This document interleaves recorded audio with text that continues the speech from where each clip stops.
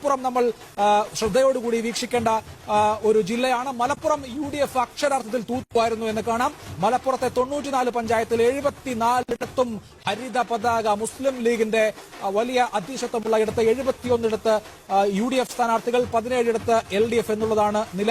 Block പഞ്ചായത്തിലും സമാനമായ ആധിപത്യമാണ്. 13 15-ൽ 13 UDF ആണ്. ജില്ലാ പഞ്ചായത്ത് സ്വാഭാവികമായും UDF-നൊപ്പമാണ്. മുനിസിപ്പാലിറ്റികളിൽ 12-ൽ 9 UDF-നെ തുണയ്ക്കുന്നവയാണ് എന്നുള്ളതും കാണണം. അതായത് മലപ്പുറത്ത് UDF-ന്റെ സമ്പൂർണ്ണ ആധിപത്യം ആണ് കാണുന്നത്. നിഷാദ്, ഇതുപോലെ സമ്പൂർണ്ണ ആധിപത്യം ഉണ്ടായിരുന്ന ഒരു ജില്ല കോട്ടയമായിരുന്നു. അത് UDF കളഞ്ഞു കുളിച്ചു എന്ന് പറയാം. യഥാർത്ഥത്തിൽ ഇപ്പോൾ UDF മുന്നണിക്ക് നമ്മൾ ഈ കാണുന്ന നമ്പറെങ്കിലും ഉള്ളത് മലപ്പുറത്തെ ലീഗിന്റെ സ്പെക്ടാക്കുലർ പെർഫോമൻസ് എന്ന് പറയാവുന്ന ആ പ്രകടനം കൊണ്ടല്ലേ?